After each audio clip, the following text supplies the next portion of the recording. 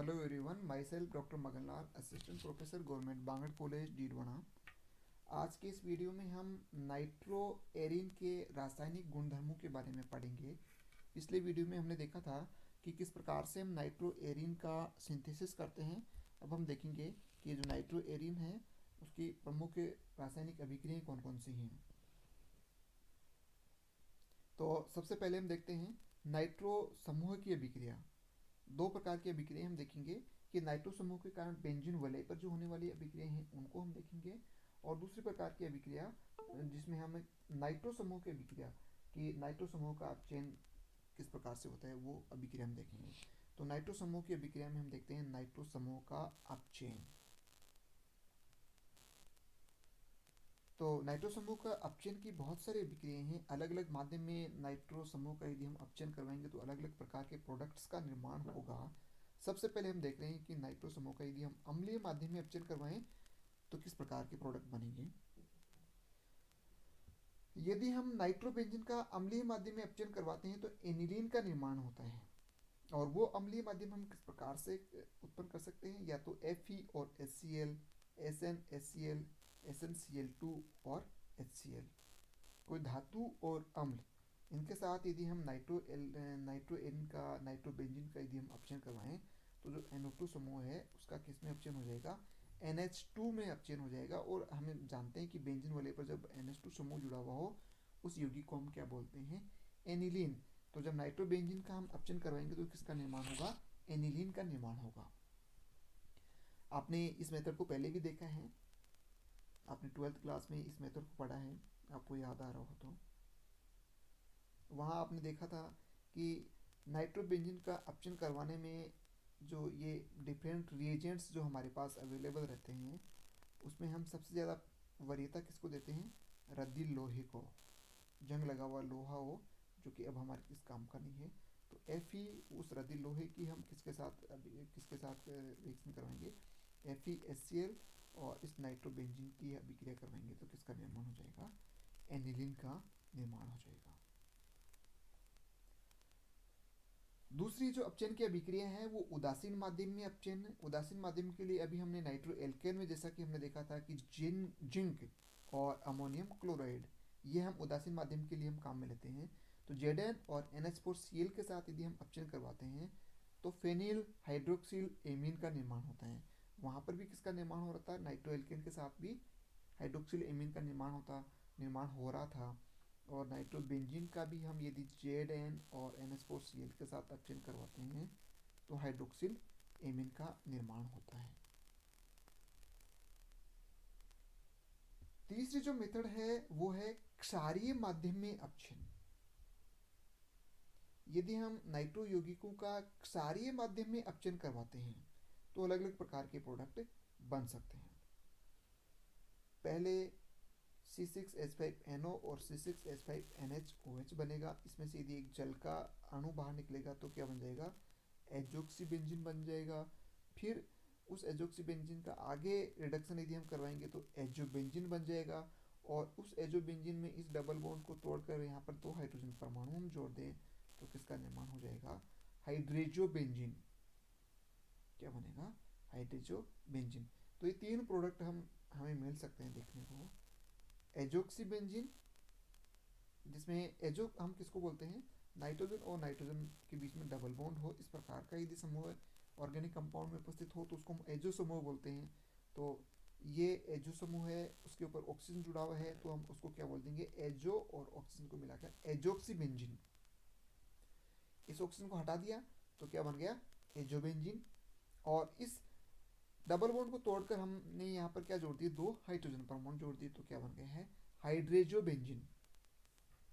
तो किसका निर्माण हो गया है, एजोबेंजीन, एजोक्सीबेंजीन और हाइड्रेजोबेंजीन का निर्माण हो गया है।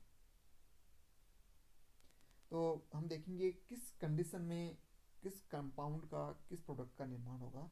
यदि हम नाइट्रोबेंजीन का ग्लूकोज और NaOH, या फिर हम एथेनॉल और NaOH, या फिर सोडियम आर्सेनाइड के द्वारा इसका अपचयन करवाते हैं तो इन सभी स्थितियों में ये जो नाइट्रोबेंजीन है वो किस में अपचयित हो जाएगा, एजोक्सीबेंजीन में अपचयित हो जाएगा।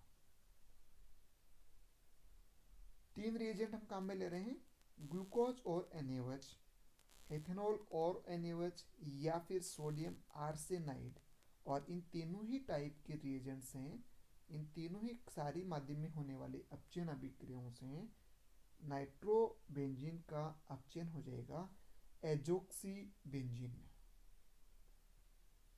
दूसरे प्रकार का जो क्षारीय माध्यम में अपचयन है वो हम करवा रहे हैं कि नाइट्रोबेंजीन का हम एल्कोहली NaOH, जलीय NaOH न लेकर हम क्या काम में लेंगे, एल्कोहली NaOH के साथ जिंक, या फिर हम अभिक्रिया करवाएं सोडियम स्टेनाइड के साथ। तो इन स्थिति में जब हम अपचयन करवाएंगे तो एजोबेंजीन का निर्माण होगा, या तो सोडियम स्टेनाइड या फिर Zn और NaOH, और एथेनॉल में हम ये सोडियम हाइड्रोक्साइड काम में लेते हैं। तो इन स्थिति में जब हम नाइट्रोबेंजीन का अपचयन करवाएंगे तो एजोबेंजीन का निर्माण होगा, या फिर हमें नाइट्रोबेंजीन का हम अपचयन करवाएं Zn और KOH के साथ, जिंक और पोटेशियम हाइड्रोक्साइड के साथ। तो इस स्थिति में जो अपचयन का जो उत्पाद होगा वो क्या होगा, हाइड्रेजोबेंजीन। एजोबेंजीन के स्थान पर क्या बन जाएगा अब, हाइड्रेजोबेंजीन। तो एक सारी माध्यम में अपचयन हुआ। और अगला जो अपचयन का मेथड है वो है विद्युत अपचयन। विद्युत अपचयन में भी दो प्रकार के प्रोडक्ट बन सकते हैं। यदि हम तनु अम्लीय माध्यम में नाइट्रोबेंजीन का अपचयन करवाते हैं तो एनिलीन का निर्माण होता है, और सांद्र अम्लीय माध्यम में नाइट्रोबेंजीन का यदि हम विद्युत अपचयन करवाते हैं तो एमिनोफिनॉल का निर्माण होता है। ये प्रोडक्ट किस प्रकार से बनते हैं, नाइट्रोबेंजीन तनु अम्लीय माध्यम लें और उसका फिर हम इलेक्ट्रोलाइसिस करवाएं, विद्युत अपचयन करवाएं, तो किसका निर्माण होगा, एनिलीन का निर्माण होगा। और सांद्र अम्ल काम में ले लें और उसका में विद्युत अपघटन करवाएं, विद्युत अपचयन करवाएं, तो पहले तो बनेगा हाइड्रोक्सी एमीन, और फिर ये रीअरेंज होकर किसमें बदल जाएगा, पैरा एमिनोफिनॉल में। अपचयन की जो अगली मेथड्स हैं वो है संकुल धातु हाइड्राइडों के द्वारा अपचयन। संकुल धातु हाइड्राइडों में धातु हाइड्राइड, यानी हाइड्राइड कब बनेगा, जैसे ऑक्साइड बनता है, ऑक्सीजन पर नेगेटिव चार्ज होता है तो उसको हम ऑक्साइड बोलते हैं। तो हाइड्रोजन पर जब नेगेटिव चार्ज होगा तो उसको हम क्या बोलेंगे, हाइड्राइड। और हाइड्रोजन पर नेगेटिव चार्ज कब होगा, जब हाइड्रोजन अपने से कम विद्युत ऋणात्मक परमाणु से जुड़ा हुआ हो। कम विद्युत ऋणात्मक परमाणु कौन से होते हैं, धातु। जब हाइड्रोजन धातु से जुड़ा हुआ हो, दो धातु हाइड्राइड हम मेनली अपचयन के अपचायक के रूप में काम में लेते हैं, सोडियम बोरोहाइड्राइड और लिथियम एल्यूमिनियम हाइड्राइड। तो लिथियम एल्यूमिनियम हाइड्राइड के साथ जब हम इस नाइट्रोबेंजीन का अपचयन करवाते हैं तो ये किसमें अपचयित हो जाएगा, एजोबेंजीन में। और जब हम सोडियम बोरोहाइड्राइड के साथ इसका अपचयन करवाएंगे तो ये किसमें अपचयित होगा, एजोक्सी बेंजीन में। तो धातु हाइड्राइडों में हम इनका अपचयन करवाते हैं, तो लिथियम एल्यूमिनियम हाइड्राइड के साथ जब हम अपचयन करवाएंगे तो जो नाइट्रोबेंजीन है वो बनाएगा एजोबेंजीन, और सोडियम बोरोहाइड्राइड के साथ जब हम अपचयन करवाएंगे तो नाइट्रोबेंजीन अपचयित हो जाएगा एजोक्सी बेंजीन में। अगले जो अपचयन अभिक्रिया है वो है नाइट्रोबेंजीन की यदि हम धातु की उपस्थिति में हाइड्रोजनीकरण करवाएं, धातु हो और सीधी हाइड्रोजन गैस, जैसा कि हम एल्कीन का हाइड्रोजनीकरण करवाते हैं, इसी प्रकार से नाइट्रोबेंजीन का भी जब हम हाइड्रोजनीकरण करवाएंगे तो नाइट्रोबेंजीन है वो अपचयित होकर क्या बनाएगी, एनिलीन का निर्माण करेगी, यानी जो NO2 समूह है वो NH2 समूह में अपचयित हो जाएगा। तो ये थी नाइट्रोबेंजीन की अपचयन की अभिक्रियाएं। आगे हम अगले वीडियो में नाइट्रोबेंजीन की जो नाइट्रो समूह के कारण बेंजीन वलय पर जो होने वाली अभिक्रियाएं हैं उनके बारे में पढ़ेंगे। इस वीडियो में हम इतना ही देखेंगे। Thank you.